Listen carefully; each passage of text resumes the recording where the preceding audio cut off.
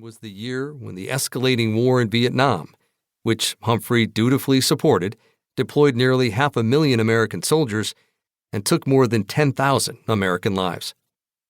It was the year of the long, hot summer, when Black Americans in more than 150 cities erupted with uprisings against the police violence and economic inequality that persisted regardless of civil rights laws.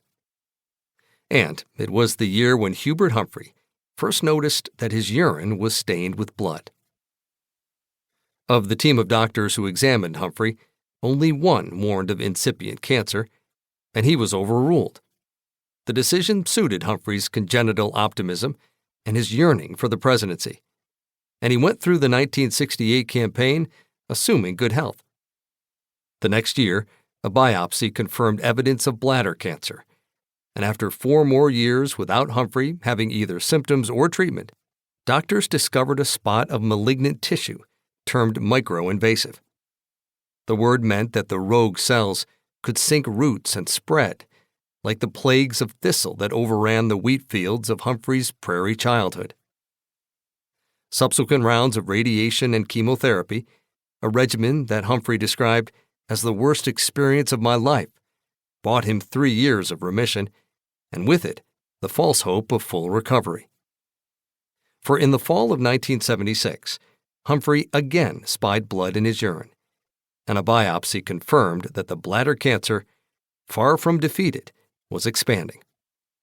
Humphrey submitted to the harsh and logical option of having his bladder removed and chemotherapy resumed. For public consumption, wearing a mask of willed buoyancy, Humphrey declared himself fully cured. Newspaper accounts of his stay at Memorial Sloan Kettering Cancer Center told of him prodding patients out of their wheelchairs, shaking hands with everyone in sight, and generally infusing gaiety and hope into a normally somber ward. In fact, the disease had already invaded Humphrey's lymph nodes, the staging areas for its advance with one nearly certain result. On the days when Humphrey received chemotherapy, he was so weak and perhaps so humiliated that a young aide had to roll him up into a blanket and carry him between the senator's car and the Bethesda Naval Hospital. Humphrey was both impotent and incontinent now, and reduced to relieving himself through a port in his abdomen into a collection bag. In one of the rare moments when private truth slipped out, he described his cancer as a thief in the night that can stab you in the back. The decline of Humphrey's health coincided with the degradation of his public image. Barely had Humphrey joined Johnson's White House than the musical satirist Tom Lehrer titled one song on his top 20 1965 album, "That Was the Year That Was.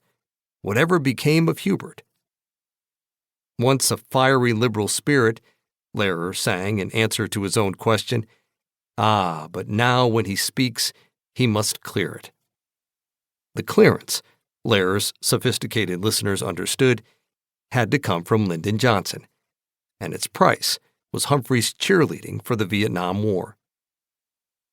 Humphrey received the presidential nomination in 1968, less by competing for it rather than by having it delivered to him by tragic circumstance and machine manipulation. Johnson's decision in March 1968 not to run for re-election, the assassination in June of the next frontrunner, Robert F. Kennedy, and a coronation by the centrist party establishment at a Chicago convention sullied by a police rampage against anti-war protesters. Humphrey campaigned under the twin burdens of an increasingly unpopular war and the televised beating of young activists. At a more personal level, his erstwhile protege, Eugene McCarthy, the Minnesota senator who was revered on the left for his anti-war insurgency against Johnson in the early primaries, withheld his vital endorsement of Humphrey until it was too late to matter. In defeat, Humphrey returned to the University of Minnesota, his alma mater, where the political science faculty rejected his appointment, ostensibly because he had never finished his doctoral degree. Even after the university managed to place Humphrey in a category of non-traditional faculty,